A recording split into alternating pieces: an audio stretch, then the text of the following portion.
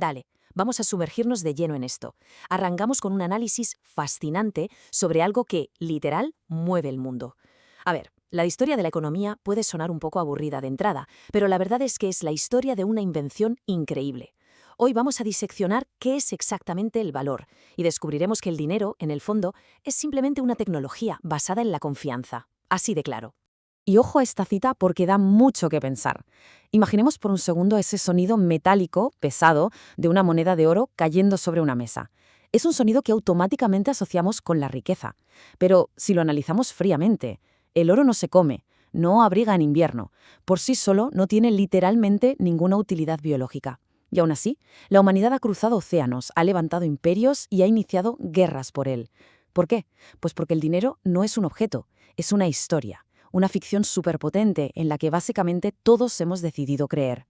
Llegamos a la primera gran etapa, el origen de la deuda.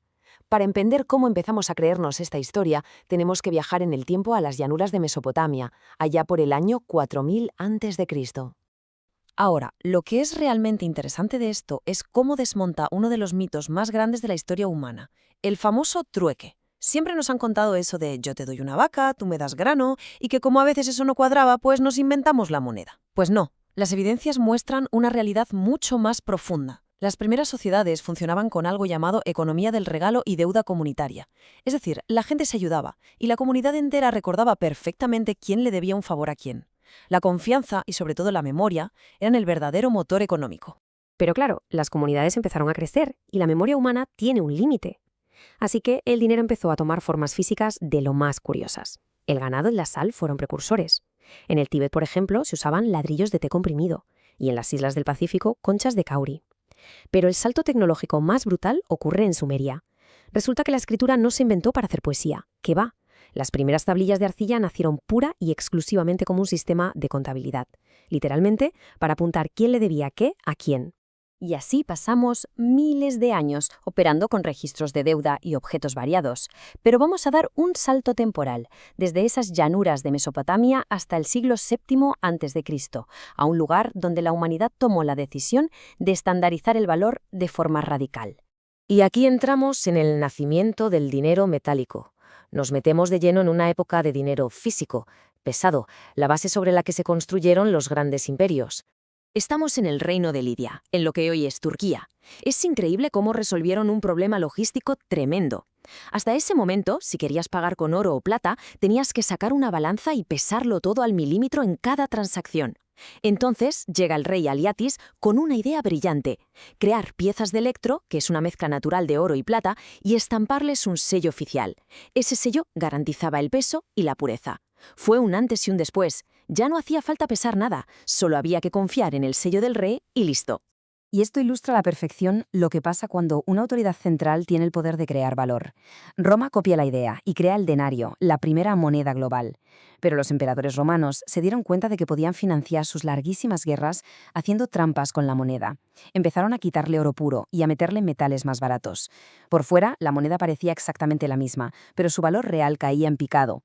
Y sí, esta fue la primera gran crisis financiera y la primera inflación documentada de la historia. Pasamos al papel moneda y la banca moderna. Dejamos atrás las pesadas monedas romanas y viajamos hasta el Renacimiento y Oriente para ver exactamente el momento en el que el dinero empieza a desmaterializarse. Nos situamos en la China del siglo XI. El comercio prosperaba tanto que cargar con las monedas se convirtió en un problema físico. Literalmente pesaban demasiado. Para hacer una compra grande hacían falta decenas de miles de monedas de hierro. Una locura. Así que la necesidad impulsó la innovación y nació el jiaozi. Básicamente el primer billete del mundo. Era un vale, un trozo de papel superligero que prometía que, en algún lugar seguro, había un metal precioso respaldándolo. Y vamos a ver cómo esta misma idea llegó a Europa para crear los cimientos de la economía que conocemos hoy. En el siglo XIV, las ricas familias de banqueros italianos como los Medici le dieron una vuelta de tuerca a esto, creando la letra de cambio. El sistema era genial, dejabas tu oro en Florencia, te daban un papel oficial y podías viajar por toda Europa sin miedo a que los bandidos te robaran cofres llenos de oro. Al llegar a tu destino, ibas a otra sucursal, entregabas el papel y te daban el oro. Con algo tan simple nació la banca moderna. Y de paso, el concepto del interés, esa idea de que el dinero, al estar guardado y prestado, puede generar más dinero solo con el paso del tiempo. Lo que nos lleva al fin del patrón oro. Entramos de lleno en el siglo XX, el momento definitivo en el que se corta para siempre ese cordón umbilical que unía al dinero con la realidad física. A ver, para entender la magnitud de lo que estaba a punto de pasar, hay que recordar el sistema de Bretton Woods, establecido en 1944. Durante siglos, el papel moneda requería una validación física. Confiábamos en un billete porque había una promesa subyacente clarísima. En cualquier momento podías entrar a un banco y cambiar ese papel por una cantidad de oro pura y dura guardada en una cámara acorazada. Así que el punto crucial llegó en 1971. Lo que pasó en Washington cambió el mundo para siempre. En lo que se conoce como el Nixon Shock, el presidente Richard Nixon anunció por la tele que desconectaba de forma permanente el dólar del oro. Se acabó el respaldo físico, de un plumazo. Y esto da origen al concepto moderno de dinero fiat, que es el sistema en el que vivimos hoy. Fiat significa por decreto. Es decir, el billete que llevamos en la cartera no vale nada por lo que físicamente es, no representa oro en ningún sitio. Tiene valor pura y exclusivamente por la fe, la confianza y las leyes del gobierno que lo imprime. El dinero se convirtió, de forma 100% oficial, en una ficción compartida. Y así llegamos al futuro digital del dinero. Dejamos el papel impreso y entramos en las salas inmensas y frías de los centros de datos, iluminados por luces LED, donde el dinero se transforma en pura información. Es la desmaterialización total. Con la llegada de las tarjetas de crédito, las transferencias instantáneas y el fin cada vez más cercano del dinero en efectivo, estamos viviendo una ironía histórica maravillosa. Al convertir nuestro dinero en bases de datos que viajan por cables de fibra óptica, la humanidad ha regresado exactamente al punto de partida. Hemos vuelto a las tablillas de arcilla sumerias. El dinero vuelve a ser, en el fondo, un simple asiento contable. Una red de registros que indica quién le debe qué a quién. Y claro, esta evolución 100% digital nos ha traído hasta el siguiente gran paradigma. Si en el 71 la confianza pasó del oro al Estado, el año 2009 marca otra ruptura total con la revolución cripto.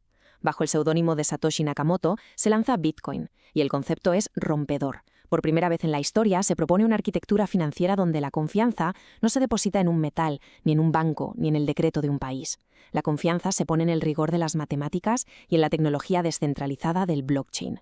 Así que, mirando todo este recorrido histórico, desde que hacíamos trueques con sal hasta que movemos códigos binarios en la nube, la conclusión es innegable. La forma física del dinero da absolutamente igual. En su esencia, el dinero sigue siendo nuestra tecnología más potente para lograr que miles de millones de desconocidos cooperen entre sí. Es el lenguaje con el que medimos nuestros deseos, almacenamos el valor de nuestro tiempo y construimos el futuro. Terminamos este análisis con una reflexión que, la verdad, resuena profundamente. Hemos visto que toda la estructura financiera global se aguanta sobre unos pilares hechos puramente de fe. El valor es una ilusión súper bien estructurada. Así que la verdadera pregunta hoy en día no es cuánto vale nuestro dinero, sino si el dinero es solamente una idea compartida, ¿qué pasa exactamente cuando la sociedad deja de confiar en las instituciones que lo sostienen? Es una pregunta fascinante para reflexionar. Y hasta aquí nuestra inmersión de hoy en la historia de la confianza humana.